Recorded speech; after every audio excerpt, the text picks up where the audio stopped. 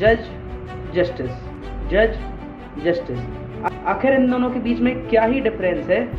आइए समझते हैं अपने अंदाज में। जज एंड जस्टिस के बीच का डिफरेंस समझने से पहले हमें हमारे देश की ऑनरेबल कोर्ट्स की हायरार्की को समझना होगा। हमारे देश में सबसे ऊपर ऑनरेबल सुप्रीम कोर्ट आता है, उसके बाद स्टेट लेवल पर honourable high courts and district and सब ऑर्डिनरी लेवल पर डिस्ट्रिक्ट एंड सेशन कोर्ट आते हैं।